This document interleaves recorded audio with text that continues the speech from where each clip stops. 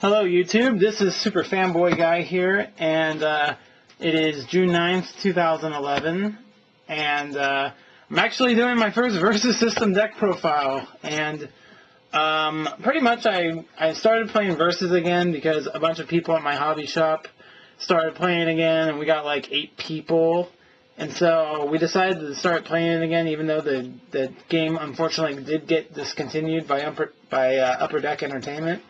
But we're trying to hopefully maybe do some videos here to maybe get some people interested back in the game and try to start something. But, you know, for the meantime, I'll just do my deck profile. And my first deck profile is going to be a Spider-Friends deck because, you know, I'm a big Spider-Man fan. He's my favorite superhero. So I thought it'd be good to do my first deck profile on that. So, okay, so anyway, I got 4 Aunt May Golden Oldies. Pretty much what she does is she's a 0/1 with flight and range for a 1-drop, and she pretty much, you can discard a card, a character card, instead of paying for a recruit cost, and you search for any Spider-Man card, which, you know, she's pretty good. The next card I run for my 2-drops, I run I run 3 Black Cats, and she's a 2/3 with evasion, so that means you can stun her and she recovers at the start of the recovery phase. And her effect is whenever Black Cat becomes stunned, you may discard a card. If you do, draw a card. And so there's actually, I don't know, just a good 2-drop, 2/3s, not bad. You know, I just thought she might be kind of good. And then I run 2-drop Blades, and he's a 3/2 with range. And he's a reservist, which means you could put him in your resource row and then recruit him there, but his effect is activate, discard a card. The next time target exhausted character would ready this turn. Instead, it remains exhausted, so pretty much, you know, he stalls a little bit.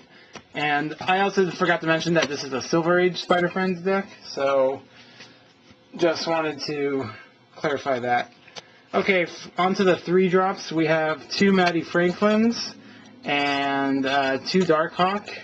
And pretty much what Darkhawk does, he's a 5/4 with flight and range, reservist evasion, and you pay to attack and target character loses flight this turn. And then Maddie Franklin is a character with evasion and flight, a 4/5, pay to attack this turn.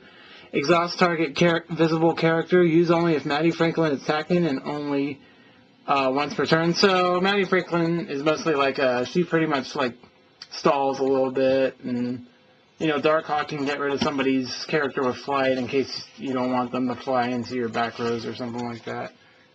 Into your support rows. I'm talking Yugi.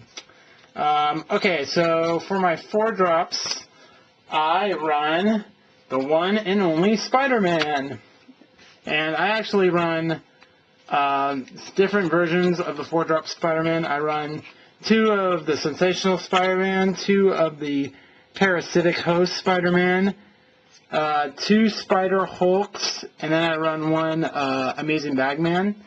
And pretty much the reason why you want to have these much Spider-Mans in your deck is because they all have an ability called Substitute. And what Substitute is it's an ability that if you have like a ready character that has cost 4, has cost equal or less than the character you substitute, you pretty much remove it and you substitute the other one. So that's kind of how it works. But, so pretty much like this Spider-Man's effect is you pay 7 attack and you get to exhaust a character with, exhaust a character will cost 3 or less, and you can only use if you control another Spider-Friends character. So he's a good stall. This Spider-Man, when he comes into play with a Cosmic counter, and when he has that counter, he gets +2/+2 this turn when he attacks. Whenever he attacks, he gets +2/+2. And Bagman, what he does is, whenever he becomes stunned, target opponent exhausts a ready character he controls. So, again, it's just more stall. So, next is the 5-drops. And the 5-drops that I run is I run 2 Michael Collins Deathlock and 4 Phil Urich Green Goblin. And pretty much he's a flight and range. Phil Urich is flight and range of 10 to 8. And he's also a reservist, and he has ability pay 2 attack this turn. Stun any number of target non-defending characters with combined cost 2 or less. Use only if Phil Ulrich is attacking and only once per turn. So he's a good way to clear out some like little, maybe there's some little 1-drops or maybe a 2-drop that's still on the field that you need to get rid of. And then Michael Collins he has range. He's a 9/5 reservist. He pay 5 attack, and then he gains invulnerability for the turn, and you can only use it if he's in combat. So just a bunch of big hitters, I guess. So okay, so for the 6-drops, what I run is I run 3 Daredevil, new Kingpin, and then I run 2 Wolverine to Knucklehead, and pretty much what Wolverine does is he's a reservist that's 13/12, and while you control Spider-Man, he can't be stunned while attacking. And Daredevil has range, and he's a 12/13, and he says pay 2 attack this turn, exhaust target visible character, use only if Daredevil is attacking. So again, he's like another big kind of stall kind of guy. So, okay, next is the 7-drops.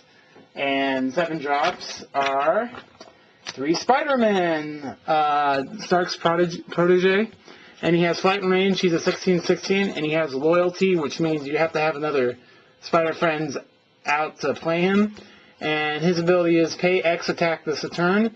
Exhaust target character with attack X or less. Use only once per turn.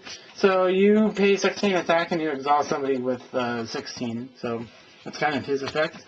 And now onto the 8-drop, who's kind of like the big important part of the deck, and that's Sentry. The Sentry, Golden Guardian of Good. He has flight and range, and he also has loyalty. And pay 1 attack this turn. Target character gets -1 this turn. -1 attack this turn. And pretty much it's like you pay his attack and you lower like a really big, like problematic character that they have on their field. So that's it for the characters. I run 3 equipments in this deck, and that equipment is Ego Gem. And Ego Gem, what it is, it's a 0-drop equipment, and whenever equipped character becomes stunned, you return Ego Gem to your hand. And equipped character has Activate, draw a card, use only during the combat phase. And pretty much the combo is with the Black Cat, because you can evade her. You can draw a card and evade her, and it goes back in your hand. And there's a couple of other characters with evasion in this deck that it works well with, so that's kind of why I run those. For locations, I run Empire State University, and it's a 2-drop, and what it does is you activate and exhaust a Spider-Friends character you control, and you look at the top 2 cards of your deck. You put 1 in your hand and 1 goes at the bottom. And it can be used pretty well with, like, most of the time when I use it, I have Aunt May out, and so I just kind of use that. I kind of use it like that. So, okay, now on to the plot twist. The plot twist, I run 3 big leagues, and pretty much what it is if all characters you control share at least 1 team affiliation, target attacker you control gets +4 attack this attack. And pretty much the reason why I use that, it's a big beefy hitter. You know, it helps. It's just a good card. Yeah.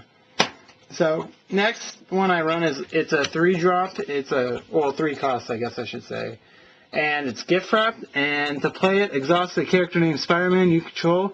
Exhaust any number of target characters if their combined cost is less than or equal to that of Spider-Man. So if you have a 4-drop Spider-Man, you can exhaust 4 1s, 2 2-drops, a 3-drop, and a 1-drop, or just exhaust a 4-drop. So it's like another stall card, essentially.